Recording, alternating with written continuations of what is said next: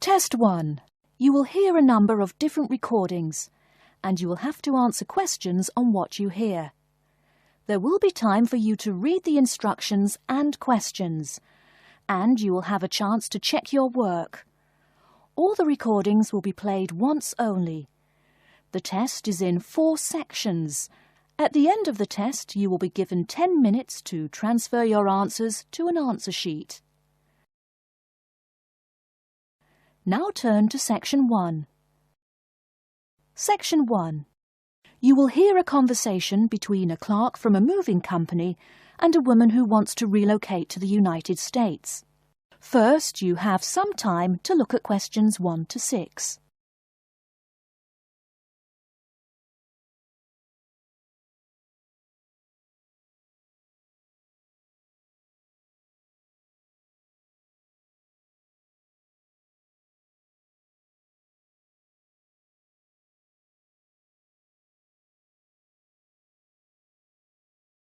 You will see that there is an example which has been done for you. On this occasion only, the conversation relating to this will be played first. Good morning, ma'am, and welcome to Australia's Moving Experience. How can I help you? Well, I hope you can help me. I'm so up in the air right now. Just calm down now. Let me guess. You're moving and it has you a little confused. That's it exactly. You see, I'm relocating to the United States next month, and I'm having a hard time getting organised. Here, fill out your name and address and let me ask you a few questions. Oh, what should I call you? My name is Jane Bond.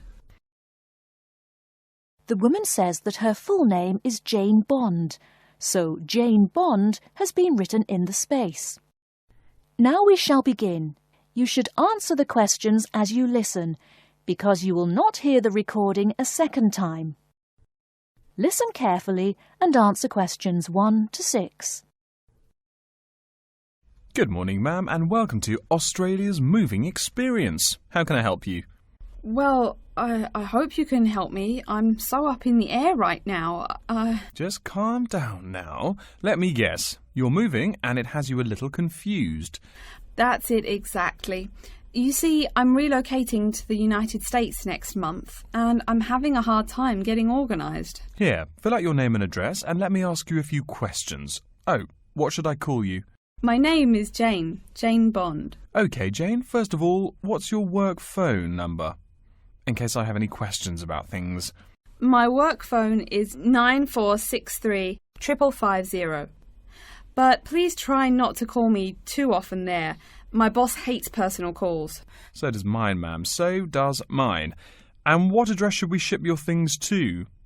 My new company is letting me stay temporarily at 509 Clark House. That's Clark. 1137 University Drive in Seattle. Seattle? Beautiful city, I hear. Mountains right beside the ocean almost. Cooler than Australia too. OK, and when should we come pack your things?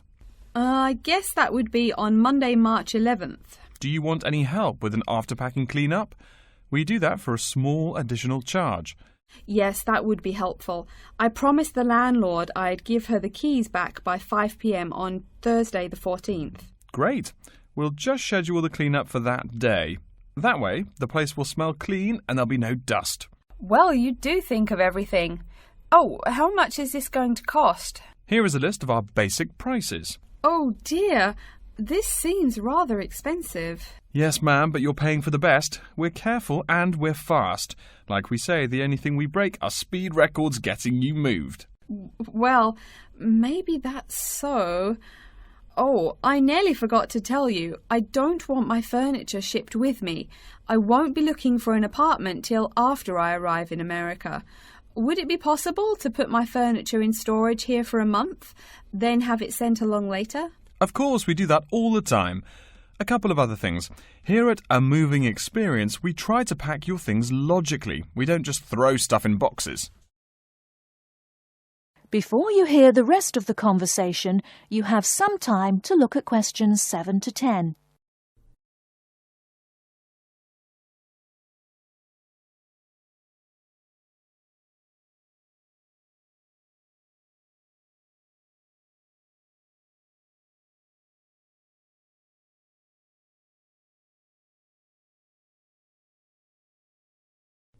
Now listen and answer questions 7 to 10.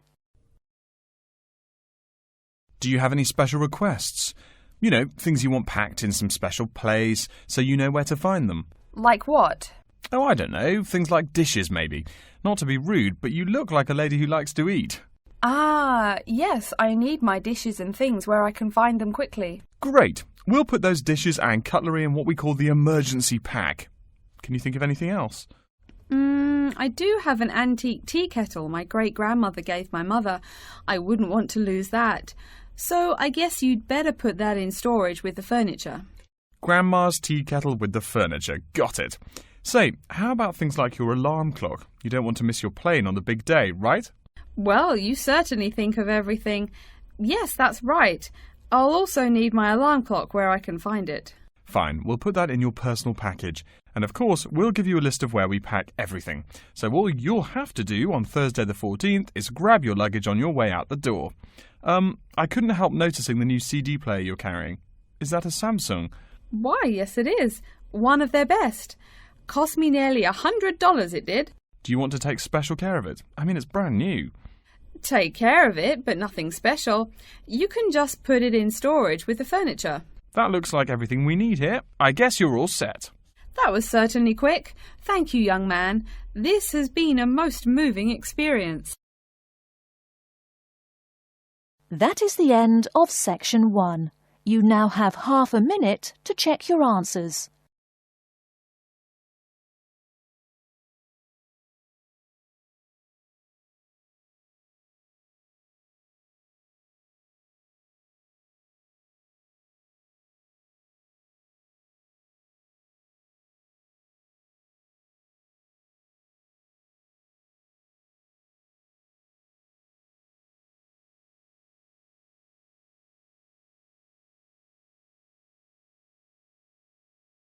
Now turn to Section 2.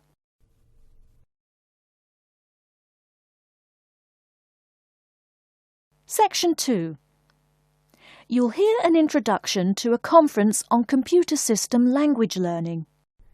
First, you have some time to look at questions 11 to 16.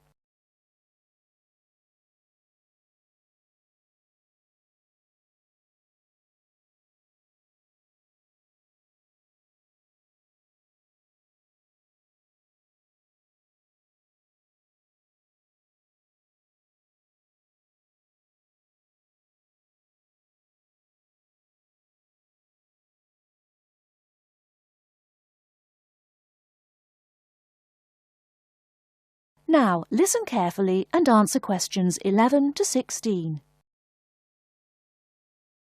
Good morning, everyone, and welcome to the second annual Wallabaloo Conference on Mastering Computer Languages. I hope you all had a good trip. Before we get underway with today's program, let me fill you in as to what's on tap for tomorrow, Sunday, February 19th. At 9 a.m, right here in the main hall, we'll be hearing a lecture from Dr. John Smith about computer as teacher. Professor Smith from the University of Melbourne is a world-class expert in the field of computer-assisted education, and his talk promises to be both stimulating and informative. Immediately afterwards, at 10:30, there will be a presentation of papers by various delegates. That, however, will take place in the garden room on the ground floor. If you don't yet know, the garden room is also called the ballroom and will be gathering at the west end, the slightly raised area called Level 2. Just look for the crowd. If you get lost, there are signs in the foyer. After all that thinking, talking and listening, I expect everyone will be a bit weary. So at 11:15, there will be a break for coffee, cookies and other light refreshments. These will be available at the aptly named refreshment stand, placed by the door back here in the main hall. Also, if you choose to skip the formal lunch, you can buy a packed lunch at the stand for a reasonable price. I strongly urge you, however, to join us at the formal lunch. That won't be till 1 o'clock sharp, so you have time to stroll about town a bit. We'll be eating at the Seaview restaurant. The restaurant is located right here in the hotel on the top floor. It's a good dozen flights of stairs, so I suggest you take the lift on the ground floor, eh? If you're not fond of fish, there's an all-you-can-eat barbecue available as well. They even offer wallaby meat. After lunch, we'll troop back downstairs to level 2 in the ballroom for the presentation of further papers, which will begin at 2 p.m. Please try to be on time. I know you'll be a bit tired after lunch, but the ballroom echoes so with people coming in late. Thank you in advance. Once we've heard the papers, we'll break for afternoon tea at 3:10 p.m. No need to walk. The manager of the refreshment stand has graciously agreed to have tea served in the ballroom. He's even promised us some special scones, baked from a recipe of his dear old Scottish grandmother. Then, tea being drunk and scones munched, we'll retire here to the main hall for some closing remarks and questions. So, by 5 o'clock, we should have the conference wrapped up. But the fun isn't over. This is Australia, mates. We'll be flocking to the hotel's own Palm Lounge on the east side of the foyer for an informal reception. You can relax, mingle with the other delegates, and let your hair down a bit. This will run from 5:10 to 6:10, though you're free to stay as long as you like. The lounge manager has informed me that for the duration of the actual reception, you can have all-you-can-drink beer for $20 with purchase of an advance ticket. Before you hear the rest of the talk, you have some time to look at questions 17 to 20.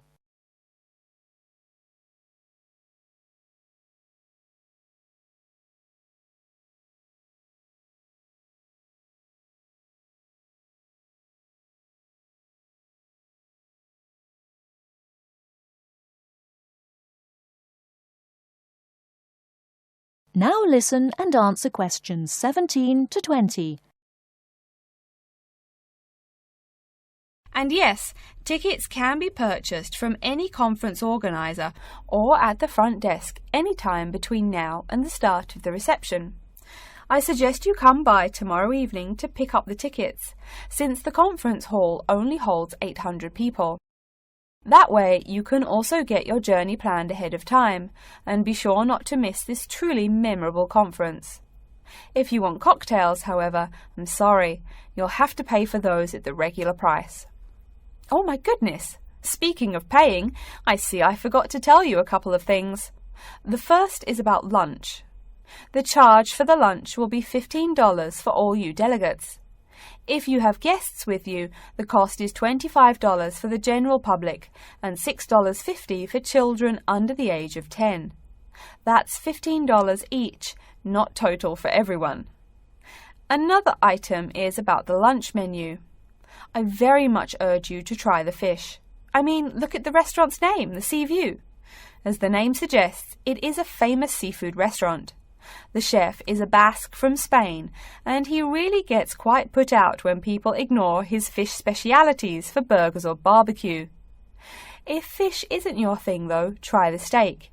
He makes an exquisite filet mignon topped with blue cheese and mushrooms. Finally, if you'd like to buy a ticket, you can have both lunch and unlimited beer for $35.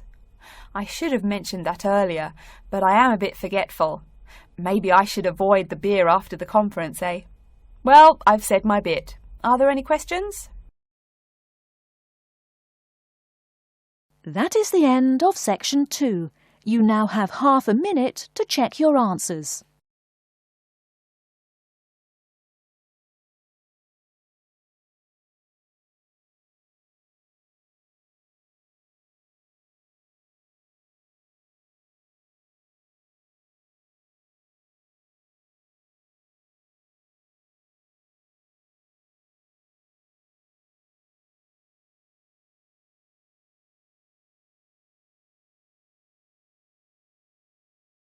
Now turn to section 3.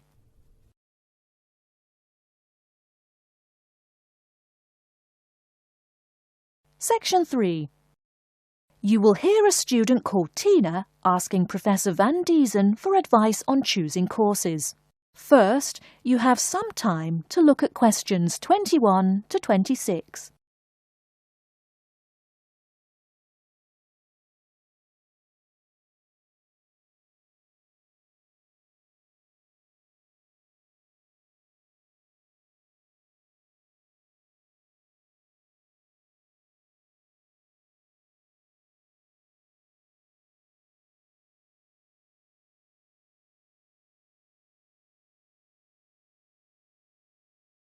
Now listen carefully and answer questions 21 to 26. Hello, are you Professor Van Diesen? Yes, I am. And who might you be? Oh, sorry, my name is Tina. I'm a freshman here. They told me I should ask you for advice in choosing courses. Well, that's part of what I'm here for. Please come in and sit down. Now, what are your questions? I almost don't know. Everything is so confusing. Like, what is a specialized course? Oh, easy. A specialized course is one that is compulsory, meaning it's a requirement for your major, and regular, so you can't place out by taking a proficiency exam. That sounds pretty strict. Then what are all these general courses? I seem to have to take so many. Nothing to be alarmed over. These are courses open to all students and not directly related to your major. The university offers these general courses to choose so that you can become more well-rounded individuals. For example, I see you're a microbiology major, so it might be a good idea to take some literature or history courses so that you can know something besides all science. You mean these courses are like for fun? That might be one way to look at it, but don't tell the literature professor such a thing. Think of a general course as the opposite of a specified course. A specified course is one that pertains directly to your major. So, can I take any microbiology course I want? Let's see. Oh, those courses used to be open to microbiology students only. The good thing is now it's open to students on a flexible schedule, so it's not only for full-time students. So the answer is yes, if you have the instructor's permission. May I ask you why you chose microbiology? Well, I also like plain old biology too. You know, full-size animals. I might even become a veterinarian. Could I take some biology classes? Well, they are open to full-time students only, which I believe is what you are. I don't know how a freshman would get along with microbiology, though. I mean, most of the students presently looking into it are from off-campus. Off-campus? Yes, you know, people who use it in their work at hospitals, laboratories, even a police detective. Why did you choose microbiology, if I may ask? I don't think you quite answered that. Well, eventually I want to be a doctor. At least my dad tells me so. If I may say so, young lady, you seem a little uncertain. Still, I think that might be a good idea for a career. Of course, if you're thinking about being either a doctor or a vet, you should take some medical science classes before you even think of applying to med school. Great! What should I take? There is one small problem. The new medical sciences building is under construction, so there are no experimental facilities available until next year. I'm afraid you'll have to wait, but don't forget to take those courses at the first opportunity. Oh, bummer. Is there any other course you'd recommend for someone like me?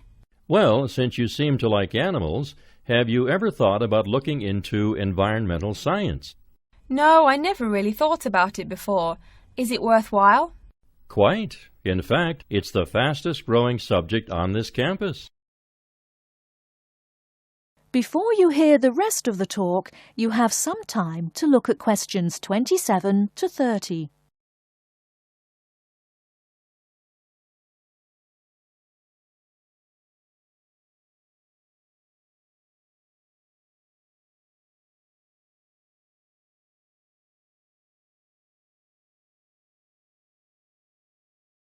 Now listen and answer questions 27 to 30. I'm sorry, I couldn't help noticing the long list of classes you've written out there. May I have a look? Oh, sure. Medical science, statistics, laboratory techniques, medicine, mathematics, computing. My, a bit of everything here. Is it too much? For your first semester, yes. What I suggest is starting out by taking the compulsory courses. Like we said before, the medical science can wait. Consider taking that in your sophomore year. I think I'd put off computing, too. I recommend to all freshmen that I talk to get the compulsory mathematics out of the way as early as possible, so take that one. It'll be one less difficult course you have to focus on when the science lab opens next year, and you have to catch up on classes like laboratory techniques. Your major also requires statistics, so you have to balance 2 math classes, and no doubt you should take that. Otherwise, get your required medicine course out of the way by taking something theory-based. Oh, of course, and your environmental science class, if you're interested. The others can wait, though I think computing is definitely a good idea, even though it's not required. I see, too, on your paper there you seem to have had high marks on the entrance exam. Yeah, I guess so. Don't be shy. Have you thought about applying for a scholarship? Do they have any? I mean, my dad is always complaining about how much money it costs him. In your department there are actually 3 full scholarships available. They cover tuition and provide $1,500 cash. $1,500 cash? Party! Please, miss, the money is intended more as a textbook allowance, not party money. If you promise to behave, I'll show you how to apply. Great, and thanks. That is the end of Section 3. You now have half a minute to check your answers.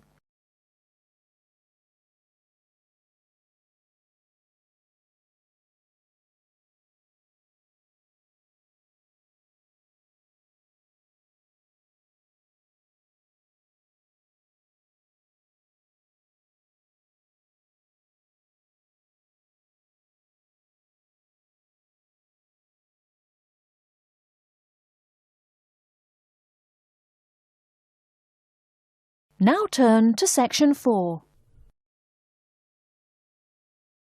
Section 4. You will hear a lecture about how to choose flooring materials. First, you have some time to look at questions 31 to 40.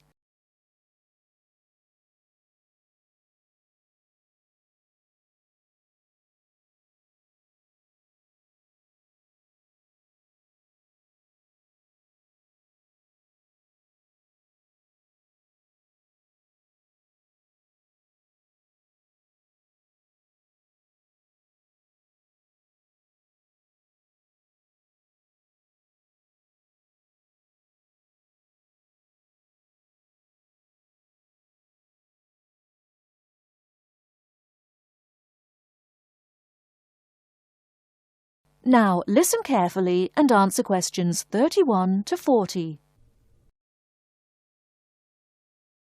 We've been talking about choosing building materials in the last week. Now, a great many factors influence the choice of building materials. You can't make a house of cards, right? And people who live in glass houses and all that.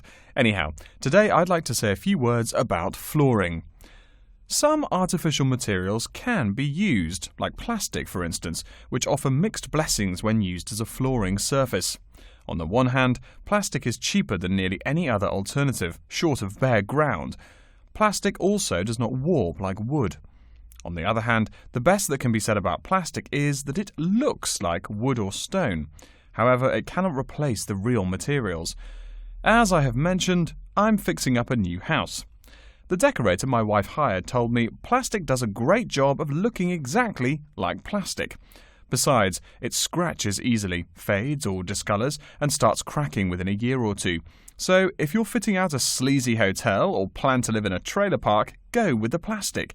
Really though, for all intents and purposes, this leaves us with wood or stone as choices for flooring. Stone and wood are alike in at least one respect. Both go through processing before they can be put to use. Since few of us cut our own lumber or quarry our own stone, this is not perhaps a pressing concern. Still, do-it-yourselfers would do well to remember to buy only properly seasoned wood. Unseasoned wood warps, and a warped floor quickly becomes firewood, and its owner quickly becomes poorer. Likewise, except for dull-hued materials like slate or sandstone, most stone floors are polished before installation. The choice goes well beyond just wood or stone. Each type requires many further considerations. A few special remarks are called for when considering wood. For example, as always, aesthetics, personal taste and layout all play roles, as well as the type of house or room. Oh, and certainly don't forget the cost. When it comes to cost, a rule of thumb is that the softer and less exotic the wood, the lower the cost. In the US, for instance, pine is both ubiquitous and cheap. Mahogany is imported and exorbitantly expensive. If you're on any kind of budget when remodeling, it's really helpful to remember to go for the softer woods. Aside from cost, there are still lots of different factors that are important in choosing the best flooring for the job. Continuing with the example of wood, one must consider the effects of each type of wood on the mood of the room. When selecting the best wood to use, particular attention needs to be paid to its grain patterns, texture, and colour. In rooms where relaxation or deep thought is the aim, say bedrooms or the study, dark, strong-grained woods are the rule. Here, the grain ought to match the furniture for a feeling of homogeneity. In rooms where activity and motion are typical, the dining room or living room, lighter, finer-grained lumber is more suitable. In such a setting, the wood grain might be useful in offering a contrast to the furniture. This leads to a feel of subconscious excitement in keeping with the room's function. In either case, though, consult a decorator. It is a decorator's job to know what materials to use to fit the function of the room. Though some things about putting together a room are subjective and based on one's individual taste, materials appropriate to a room's function are much more straightforward. A decorator takes the needs of the customer and uses a mathematical formula rather than subjective words. Since feelings vary from person to person, verbal descriptions of wood types tend to be ambiguous. You want the wood you select, not something approximate. And if you do decide to do it yourself, remember that all wood must be treated with preservatives to enhance its appearance and preserve its natural beauty. In the case of stone, or quarry tile, as flat-cut flooring stone is properly called, a new set of considerations must be weighed up. Simple colour aside, the degree of reflection must be kept in mind. This is called the reflectance rate, which is expressed in a number between 0.0 and 1.0, depending on the amount of light it reflects. At one end of the scale is polished silver. At a rating of 1.0, this shiny surface reflects nearly all of the light directed at it. Numbers closer to 0 describe materials that absorb more light. Moving down the scale a bit, we see that plastic that has been painted white has a rate of 0.8, which makes sense. We know that the colour white reflects all other colour, while black absorbs all colour, and plastic itself is a relatively reflective material. Materials that are denser and darker have reflectance rates much closer to 0. The quarry tile I mentioned a while ago has a rate of 0.1. As you may know, quarry tile is generally dark brown and made from clay, so it is quite dense. Of course, there is considerable variation among types of quarry tile because of the hue or treatment of the clay during its creation. Does anyone have any guesses as to what material may have a rate of almost 0.0? We can guess most of these materials are black in colour, but plastic, wood and even stone reflect some light. One material with a rate of almost 0.0 is black velvet. The texture produces almost no shine at all. Carrara marble, despite its white hue, is actually lower in reflectivity than black onyx. In any case, the fact that tiles vary somewhat should not be forgotten.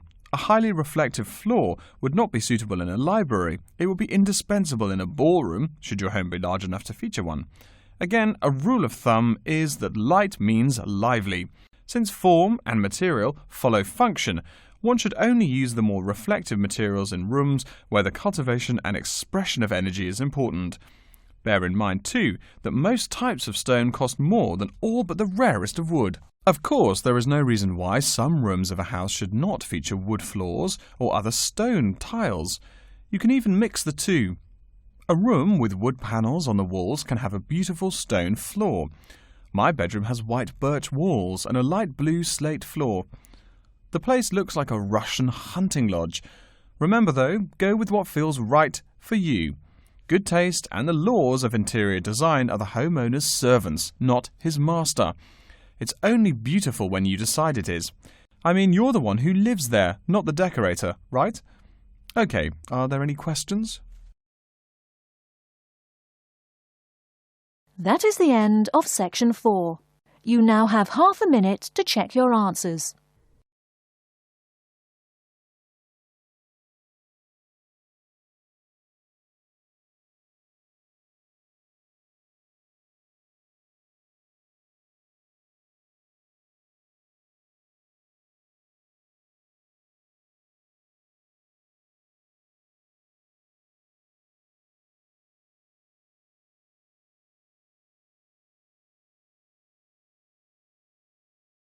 That is the end of the listening test. In the IELTS test, you will now have 10 minutes to transfer your answers to an answer sheet.